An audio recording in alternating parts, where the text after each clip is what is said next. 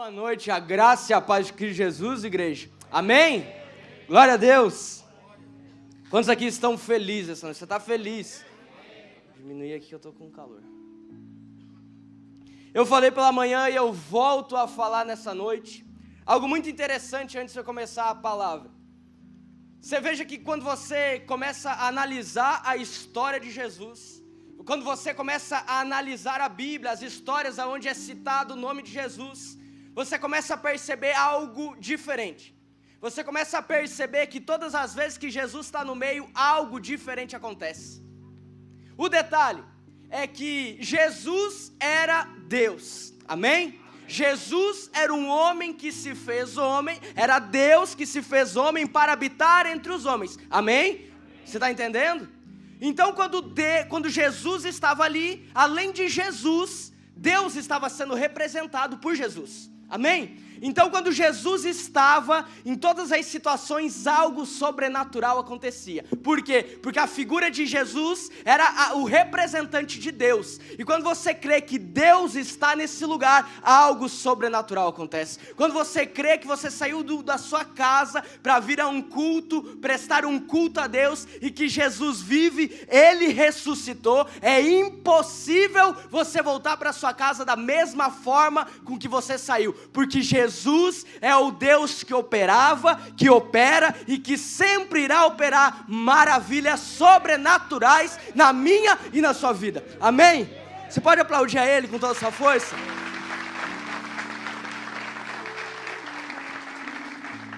Glória a Deus. Convido mais uma vez você a curvar a sua cabeça, você abrir o seu coração para a palavra que vai ser ministrada nessa noite. Eu creio que grandes coisas Deus tem para você. Eu creio que grandes coisas Deus Ele já fez na sua vida. Eu creio que grandes transformações Ele já fez. Ele já te trocou no mais profundo através dos louvores aqui tocados. Mas eu creio que através da palavra Ele pode continuar a ministrar o mais profundo do seu entendimento. Senhor, nós entregamos, ó Deus, o nosso coração. Eu entrego, Deus, o coração, a mente de cada um que está aqui. Está aberta para receber aquilo que o Senhor tem para essa noite. Nos ministra, Deus, nos confronta e nos transforma, em nome de Jesus, amém, amém? Eu convido você a usar um pouco da sua imaginação nesse momento. Pense se hoje você tem a possibilidade de fazer um pedido para Deus, e esse pedido iria influenciar o restante dos seus dias aqui na terra. Um único pedido. Hoje, um único pedido. Você pode pedir uma coisa só. Uma coisa que Deus irá falar para você assim: eu vou agora. Está aqui, está assinado, agora, vai acontecer agora. Um instante, vai acontecer. O que você pediria? O que você pediria? Qual seria o seu pedido? Muitos talvez pediriam saúde. Saúde para ter força, pediriam saúde para ter vigor, para combater o bom combate, completar a carreira e guardar a fé, como Paulo. Muitos pediriam prosperidade financeira, para poder ajudar os outros. O Senhor me abençoe, porque eu abençoado, eu posso abençoar os outros. Muitos pediriam isso. Outros pediriam prosperidade na sua vida espiritual. Mas o que você pediria? Qual seria o seu pedido? Imagine você diante de Deus, você tem apenas uma oportunidade. O que você pediria? Qual seria? O restante da sua vida seria influenciado por uma decisão a qual você precisaria tomar. O interessante é que a raiz da palavra decisão, ela vem do latim que significa decidire, e o significado da palavra em latim decidire é cortar. Ou seja, quando você decide algo, você precisa cortar algo e deixar para trás. Então você imagina o que você iria decidir pedir para Deus. O restante da sua vida, o restante. E a Bíblia conta a história de um homem que teve uma possibilidade de pedir algo para Deus. A Bíblia narra a história de um homem que teve a possibilidade de pedir algo para Deus, o seu pedido ser atendido e ser transformado o restante dos seus dias aqui na terra. É importante você entender algo. Antigo Testamento, não era como o Novo Testamento, não era como hoje. Hoje você tem, graças a Jesus, livre acesso ao Pai. Em todos os instantes, em todos os momentos, você tem livre acesso ao Pai. O Antigo Testamento era um acesso exclusivo. Não era toda hora que podia se relacionar com Deus. Não era qualquer pessoa que podia se relacionar com Deus. Havia um processo, havia um ritual a ser feito para que a pessoa se achegasse à presença de Deus.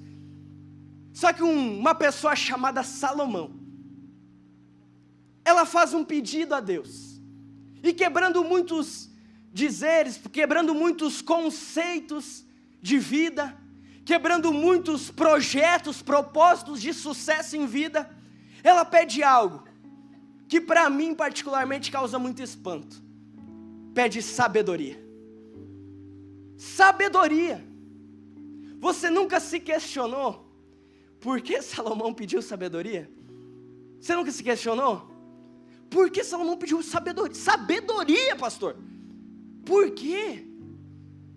Sabedoria. Olha, Salomão, olha um exemplo. Salomão havia acabado de assumir o reinado do seu pai.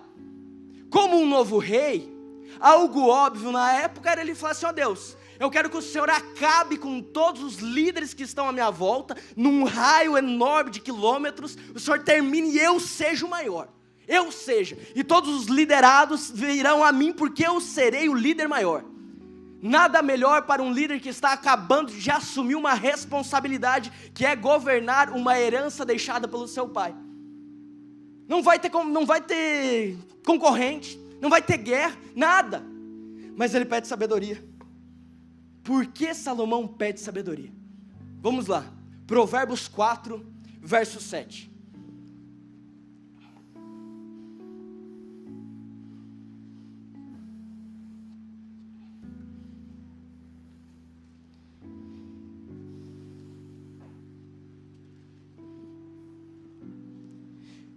Diz assim: adquirir sabedoria é a coisa mais sábia que você pode fazer. Repita comigo: é a coisa mais sábia que você pode fazer. Em tudo o mais, aprenda a ter discernimento. Se você der valor à sabedoria, ela o engrandecerá. Abrace-a e ela o honrará. Você veja que aqui nós temos um texto que o pai de Salomão deixa para ele. Um ensinamento do pai de Salomão que deixa escrito para ele. Salomão, filho de Davi, amém? Davi, um homem que a Bíblia trata como um homem segundo o coração de quem? De Deus, um homem segundo o coração de Deus. Agora imagine comigo, imagine Salomão pequeno, Salomão pequenininho, o seu pai, o rei Davi, o poderoso, ensinando o seu filho no caminho que ele deveria andar, falando: ó, Salomão, não vai por aqui, vai, ensinando princípios de vida. Um homem que é tido como um homem segundo o coração de Deus, um homem que é tido como um caráter forjado em Deus, um homem que depois de todos os erros, de todas as falhas que ele cometia, ele se curvava, ele dobrava os seus joelhos, ele se prostrava e pedia temor de Deus sobre a vida dele. Esse homem era o pai de Salomão. Então aqui nós temos um texto onde o pai dele está falando assim: olha, se você tiver a oportunidade de falar com Deus, meu filho, uma coisa peça: sabedoria. Se você tiver a possibilidade de se encontrar com Deus, de fazer um pedido a Ele, uma coisa, esquece tudo o resto: peça sabedoria, peça entendimento. E a sabedoria nada mais é do que ter um pensamento de Deus na vida dele. A sabedoria nada mais é do que ter princípios de Deus na liderança do governo. Nada mais é do que ter Deus pensando à frente acerca das decisões que ele precisava tomar. E aquele homem pede sabedoria para Deus, porque foi ensinado de berço, foi ensinado por um homem ao qual é o dado o adjetivo que era um homem segundo o coração de Deus. Salomão entende do seu pai, Davi, o rei Davi, que se ele tivesse uma oportunidade, tivesse uma possibilidade, ele precisava pedir sabedoria. Mas como viver uma vida sábia, pastor? Como ter esse entendimento? Como ter um entendimento de ter uma mente de Cristo nas minhas atitudes? Como eu posso chegar no meu trabalho amanhã e ter sabedoria? Uma palavra tão simples, mas com um significado tão profundo. Uma palavra tão simples, mas com uma consequência, desde que usada sabiamente, muito profunda. Como ter sabedoria nas minhas atitudes? Como ter a mente de Jesus nas minhas atitudes? Como ter uma sabedoria divina nas minhas atitudes? E nós temos um grupo que nos ensina alguns pontos que nos clareiam, como eu e você podemos, a partir desse momento, não simplesmente andarmos por aí, agindo impulsiosamente, andarmos por aí se frustrando, mas andarmos por aí com a mente de Cristo, andarmos por aí com a sabedoria vinda do céu, andarmos por aí e pessoas virem até nós, o que tem de diferente em você? Você fala assim, ó, é Cristo, é Deus através de mim. Você veja que esse grupo nós temos lá no Novo Testamento, um grupo conhecido pelos discípulos de Jesus. Repita comigo, os discípulos de Jesus. E algo muito interessante é que a primeira coisa que eu e você entendemos através dos discípulos de Jesus, para que eu e você tenhamos uma mente transformada, e através da mente transformada não é mais um olhar terreno, mas um olhar celestial para as nossas vidas. Então não é mais você olhando aqui, mas é Deus olhando por cima as suas atitudes. Isso é sabedoria. É você conhecer aquele que está te guiando. É você conhecer aquele que você entregou a sua vida. Quantos aqui entregariam a sua vida para alguém que você não conhecesse? Quantos aqui entregariam o seu destino, entregariam a rota da sua vida em um caminho a qual você não sabe o final? Quantos aqui se desafiariam a fazer isso? Andar sem foco, sem objetivo? Ninguém. Mas tem um lugar ao qual eu e você podemos encontrar descanso. Há um lugar ao qual eu e você podemos deitar a cabeça e se tranquilizar. Há um lugar onde você pode ficar tranquilo que Deus está indo à frente. Esse lugar é aos braços dEle. Esse lugar é você conhecendo a Ele. E quando você conhece, você descansa. Quando você conhece a pessoa, você tem confiança nela. Quando você conhece a pessoa, você dá liberdade para ela. Às vezes a liberdade é até ruim para algumas pessoas, né? Extrapola. Mas você dá liberdade. Quando você conhece a Jesus, você dá liberdade a Ele. Quando você conhece a Deus, você dá liberdade a Ele. E você veja que os discípulos, uma certa feita, Jesus ele é questionado por um grupo de fariseus. Questionado no seguinte sentido, eles falam assim, olha, como você pode falar que é maior que Abraão, se nem no tempo de Abraão você estava? Como pode você falar isso? Aí Jesus simplesmente responde assim, eu sou. Eu sou. Simplesmente responde assim.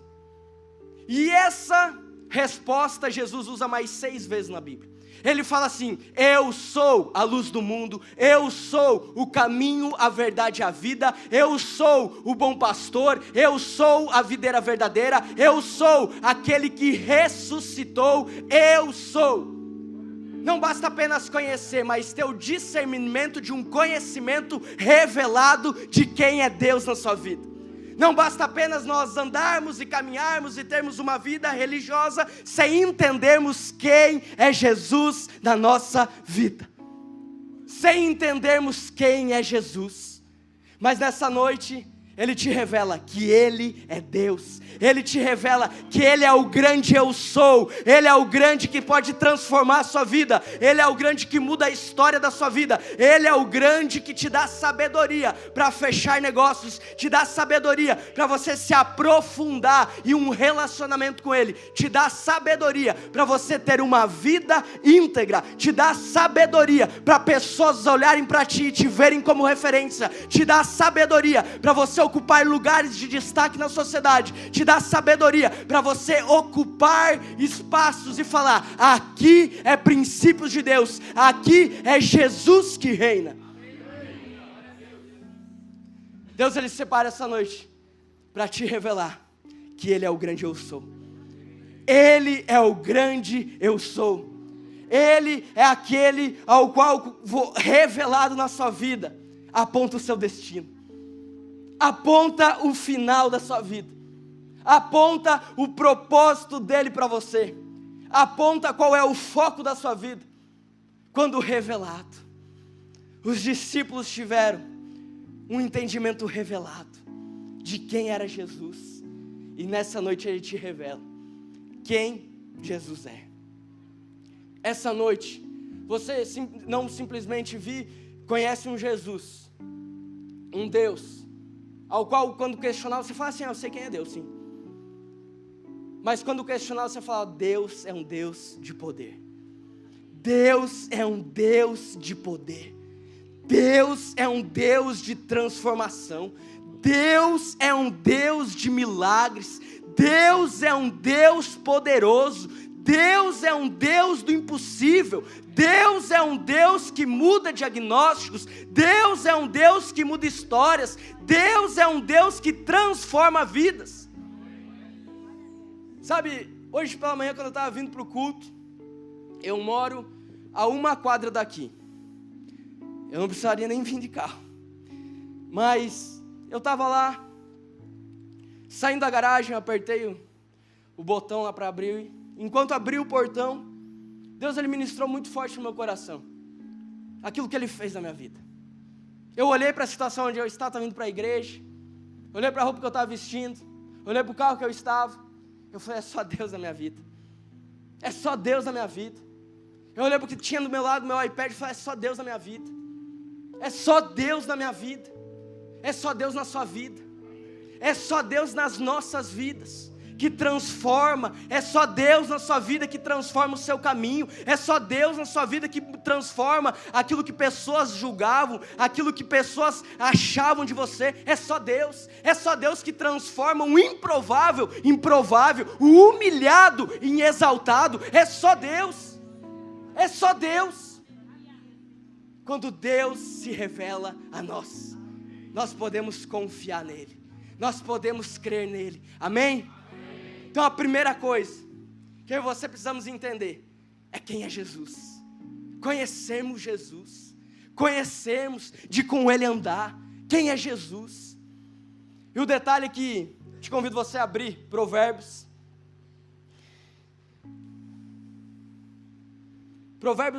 13, 20.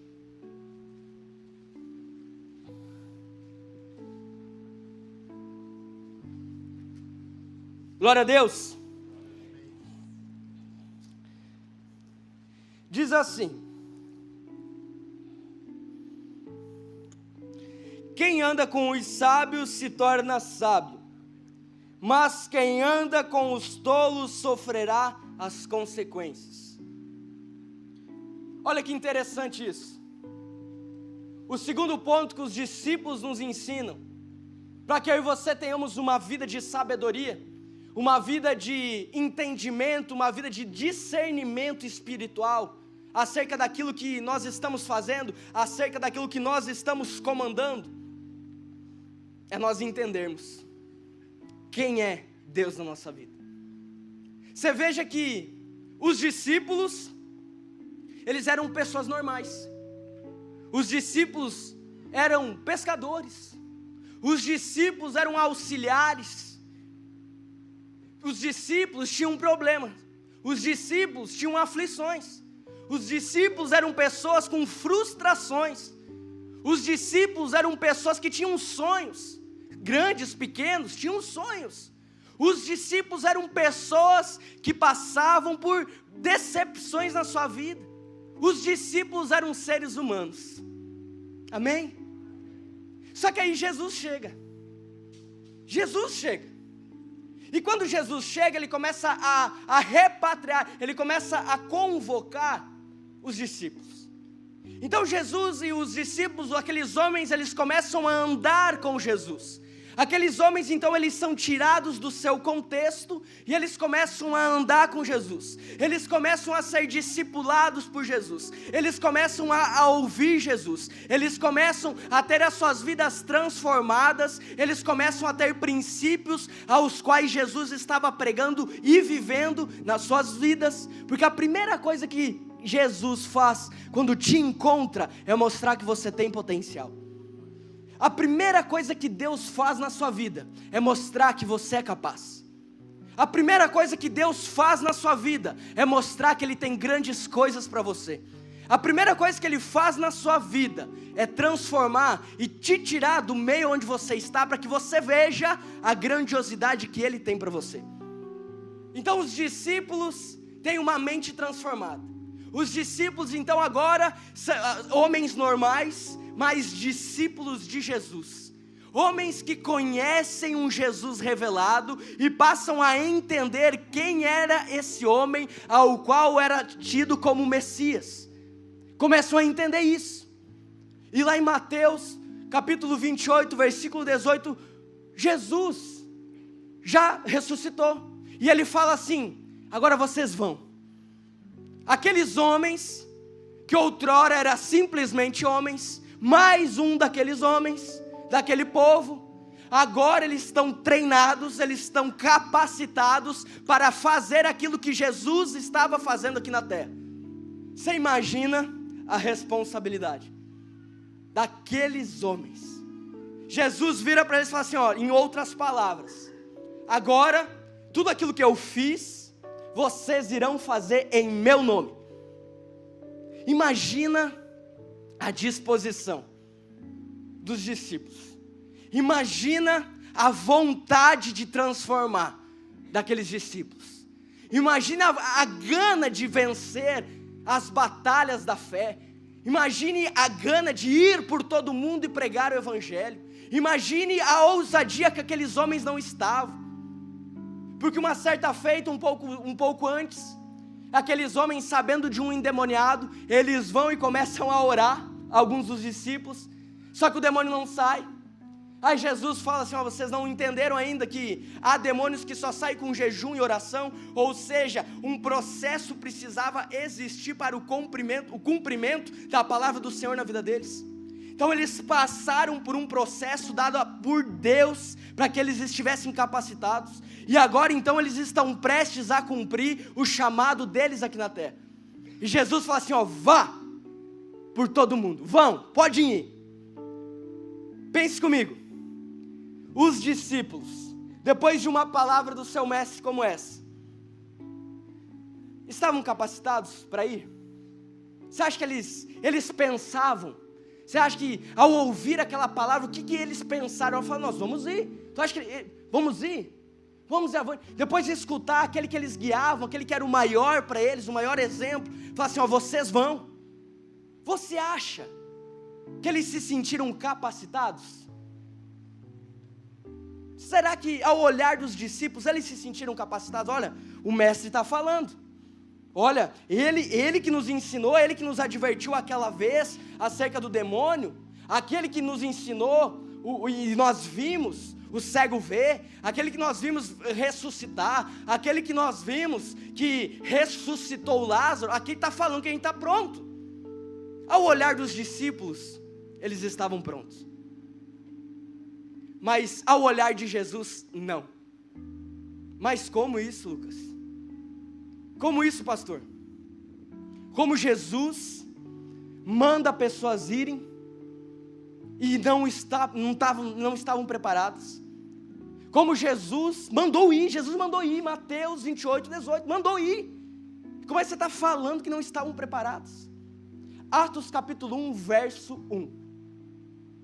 Diz que Jesus, após ressuscitar, durante um período de 40 dias, ele ia ter com os apóstolos. Ele voltava a conversar com os apóstolos. E no verso 4, ele fala assim, não vão para fora de Jerusalém. Mas como alguém manda ir e depois manda não ir? Não vão enquanto o Espírito, aquele da promessa, não vier sobre vocês. Acontece que quando Jesus manda ir, aqueles homens já estavam transformando Jerusalém. Aqueles homens já saem com sangue no olho para transformar Jerusalém. E quando em Atos capítulo 1, verso 4, Jesus fala assim, não saiam de Jerusalém. É porque para que o evangelho chegasse até mim e até você hoje, para que hoje você estivesse num culto para cultuar a Deus, é porque eles precisavam do poder do Espírito Santo. Então para a batalha ali em Jerusalém, eles estavam com gana, conseguiam. E Jesus conseguiu ver que eles haviam entendido o propósito deles aqui na terra. Por isso que nessa noite você precisa entender quem é Jesus e o que Ele tem para você. A partir desse princípio, você começa a agir com sabedoria. Porque uma coisa é nós pedirmos sabedoria, e Deus nos dá. Outra coisa é nós pedirmos sabedoria e não estarmos vivendo aquilo que Deus tem para a nossa vida. Nós iremos nos frustrar. Não tem como, não fecha. Por isso que é importante você entender quem é Deus na sua vida. É importante você entender o que Deus fez na sua vida, aonde Ele quer te colocar. É importante você entender quem é Jesus. Entenda quem é Jesus. Aquele que vive, aquele que reina, esse é Jesus. Pense os princípios de Deus no seu trabalho, os princípios de Deus na governança, os princípios de Deus numa sociedade. Pense nisso. Quais são os princípios? Entenda algo de Deus para a sua vida nesta noite. Deus tem grandes coisas para você. Deus tem grandes coisas para você. Deus te separa da multidão. Deus, Ele te chama para perto para te revelar quem Ele é na sua vida, para te mostrar aquilo que Ele é capaz de fazer na sua vida. Amém?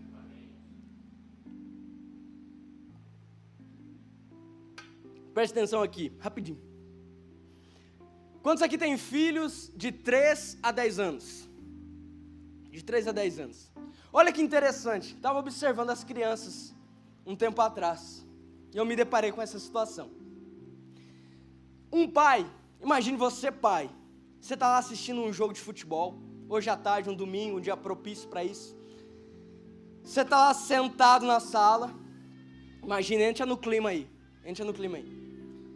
Você está lá sentado na sala, e aí você está sentado na sala, o jogo está pauleira, lá e cá, lá e cá, lá e cá, lá e cá, lá, tá? Aí você fala assim, ô filho, vem cá. Aí ele vai lá, fala pai. Seguinte, você vai lá na geladeira, antes você pega um copo, mas por favor, cuida para não quebrar aquele copo da tua mãe, senão ela vai me matar, vai dar problema. Você pega o copo, você abre a geladeira, você pega aquele litro de coca que sobrou do almoço, domingo, sobrou o litro de coca, você abre ele, você coloca até 2 dedos do copo, aí você traz para o pai aqui. Tá bom pai, eu estou indo lá, mas pera aí menino, não quebra o copo, cuida para não tropeçar, cuida para você não derrubar, porque é 2 problemas que nós vamos arranjar. O primeiro deles é ter que limpar tudo, e o segundo é o problema com a sua mãe com o copo quebrado. Aí tá lá o menino, vai lá na geladeira, toda aquela situação, toda aquela cena, tá lá na geladeira pegando coca, enche a coca, e aí ele tá indo pro pai dele lá. E quando ele está indo para o pai dele, é muito interessante você ver uma criança carregando um copo. Comece a observar isso. Ela está lá olhando para o copo. Ela olha, está vidrada no copo, fala, eu vou chegar no final, eu vou conseguir, estou olhando, e chegou, entregou para o seu pai. E o interessante de tu ver uma criança carregando um copo, é que no processo, pelo caminho que ela passa, para cumprir aquilo que o pai dela havia colocado nas suas mãos, como responsabilidade, é que o foco sempre está no copo, e nunca no passo. Quando você entende aquilo que Deus coloca nas suas mãos, o seu foco sempre está no projeto dele para a sua vida, e não como irá acontecer. Não o que precisa abrir, não a porta que precisa abrir, não o dinheiro que precisa chegar, não aonde você precisa estar, mas apenas confiar que aquilo que ele colocou nas suas mãos é o plano perfeito para a sua vida. Por isso que você não olha para o lado, por isso que você não se preocupa se vai cair e bater a sua boca no chão, mas simplesmente em chegar no sofá e falar, pai, está aqui o seu copo de refrigerante, Porque o seu foco está no final. O seu foco está no projeto final, porque Deus te dá sabedoria, te dá a mente dele nessa noite, para te mostrar que grandes coisas ele tem para você, grandes são os sonhos dele para a sua vida. Eu te convido você a curvar a sua cabeça, eu quero orar por você.